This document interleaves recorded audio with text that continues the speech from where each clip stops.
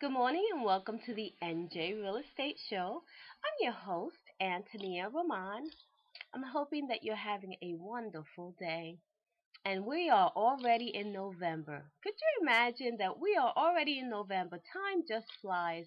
Well, as the leaves are falling and you've carved your pumpkins from Halloween and you're probably now putting up more decorations for Thanksgiving, I just want to remind you that this coming week is going to be Memorial Day, Veterans Day, and which is on Thursday, the 11th.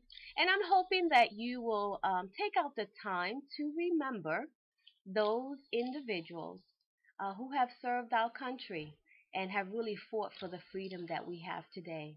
So again, thank you for joining us here at the NJ Real Estate Show. I'm your host, Antonia Roman.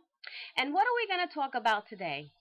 Well, like I mentioned last week, we're going to talk about tax liens. And I already had some people who had sent me some emails and started, asking me, are you talking about income tax returns or, because the IRS, I hate those people. And I said, no, that's not what we're going to be discussing today. We will discuss that at a later time because, yes, the IRS, if you haven't paid your income taxes and things of that nature, when you do your taxes, they can come and they can, try to levy your home. But that is not what we're going to be discussing today. We're just going to primarily be discussing today a simple tax lien. And what we mean by that is you are a homeowner and you haven't paid your taxes. And now they place a tax lien on your property and things happen. And next thing you know, you may be losing your home because you haven't paid your taxes. So that's what we're going to be discussing today. And we're just going to give you the basic facts. And at the same time, I'm going to incorporate a story that happened with one of my clients. And he has given me the okay to go ahead and share this story. So I'm sharing a story today which includes the topic of today's show. And we're pretty much going to tell you his entire story, what happened to him, how he got a tax lien on his property, and how he was actually able to resolve it and take it off. So I look forward to today's segment. We do not have an expert guest speaker on the show today, but you have me. I'm an expert in certain areas in real estate and in giving you certain information.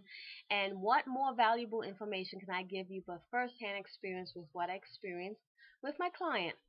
My client did not want to come on the show because he's a little shy, and it's okay. There's some people who, you'd be surprised how many people I have invited to be my as guests on my show for various topics because we're lining up topics from now all the way till next year. And some of my colleagues, people I do business with, some people that are very reputable, and the very first thing they say to me is, what do you mean live? And I said, well, we're going to be live on the web and, in the moment, at the time that we're talking and interviewing. And they say to me, oh, I don't know. I'm like camera shy. And I say to them, there's no cameras here. It's just a webcam. It's just me. It's my laptop. It's my studio office. And but they say, no, they're camera shy. And I understand and I respect that because, you can be a professional in everything that you do. You can be the best person in business, but it doesn't necessarily mean that you're comfortable being in front of a camera, even if it's just a web camera, being live, on the web. And I understand that. So he was not able, my client was not able to join us today because he's a little shy. And I understand that, but he has given me the liberty to share his story. And I can't wait to share it with you. And I will be starting that story as soon as we come back from this commercial. Good morning, and we're back on the NJ Real Estate Show. I am your host, Antonia Roman, and I am so glad that you can join me this morning. Today's topic is tax lien. And no, this has nothing to do with your income taxes. We're not discussing that topic that has to do with income taxes, not today. We will have that at a later time. We will have an expert who will be joining us in the near future from the IRS to talk to us about that particular tax lien. If you haven't paid your income tax or something, and then, they can try to levy your home. That's a totally different topic. The topic we are discussing today is tax liens. What happens when a homeowner does not pay their taxes? There are big consequences that come along with that. And, sometimes you think, well, I'll be able to catch up, but you don't know what's happening behind the scenes at the tax assessor's office. And that's what we need to inform you about today. Well, I have a client of mine who had an experience personally, and this happened actually a few years ago. And he actually had came into my office and was seeking my help.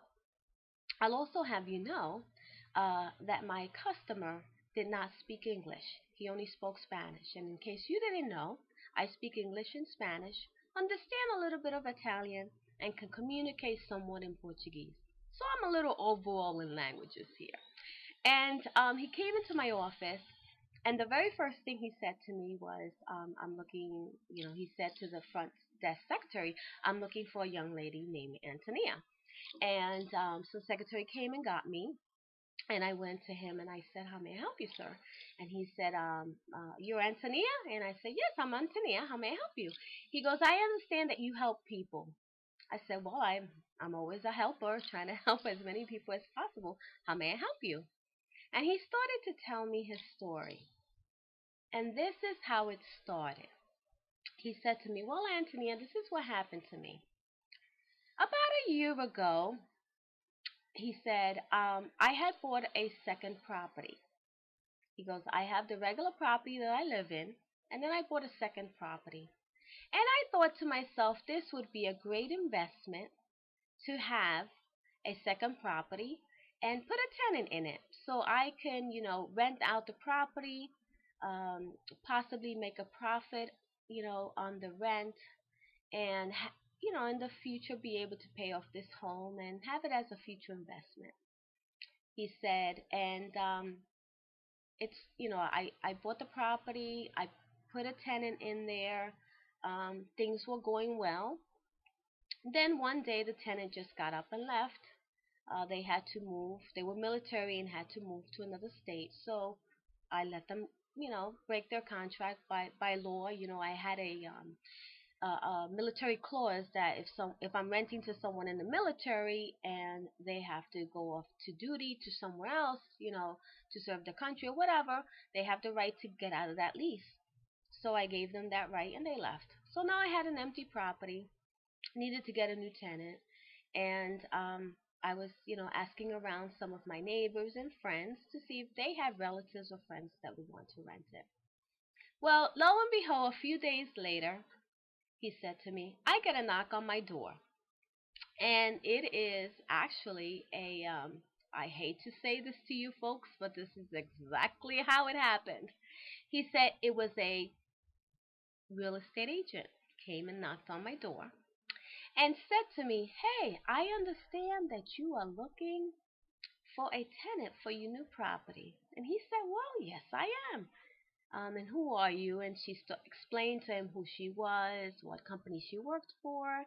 And she also explained to him that she managed properties. And if he wanted her to, she could definitely find him a tenant. And hey, you know what? She can even manage the property because that was her specialty.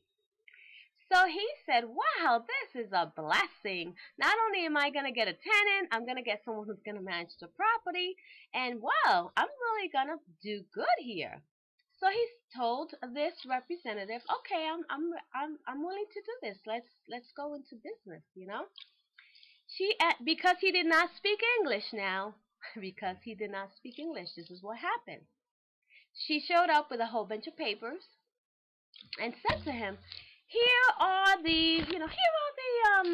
all the documents for me to be able to manage your property, and just sign here at the X.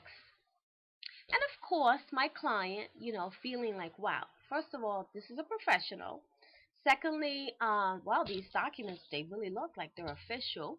And you know what? That agent also spoke Spanish. So she communicated very, very well with this client.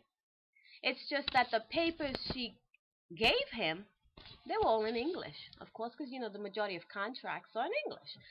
So he's thinking he's signing an agreement to manage a property, and what he was actually signing was a deed transfer, a quick claim deed.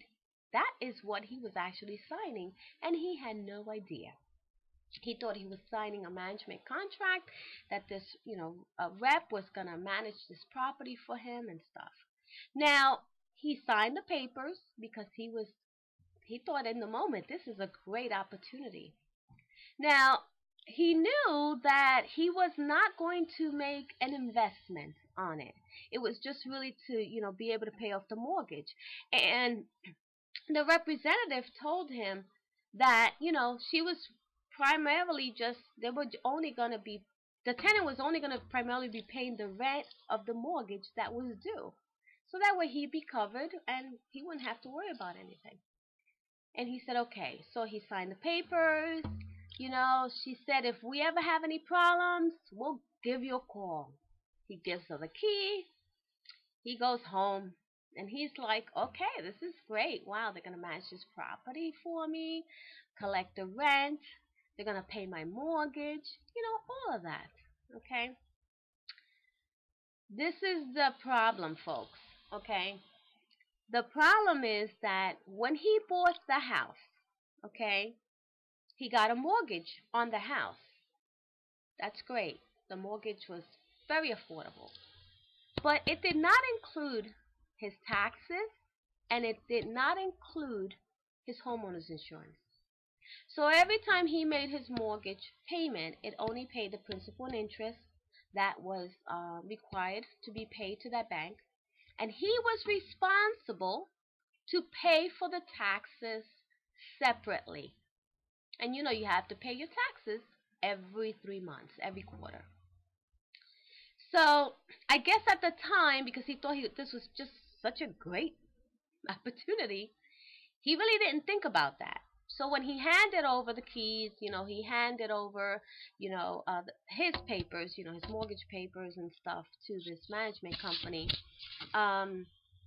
because at the time the bank they were not sending, his mortgage statement anyway to be paid to his home resident address where he was living.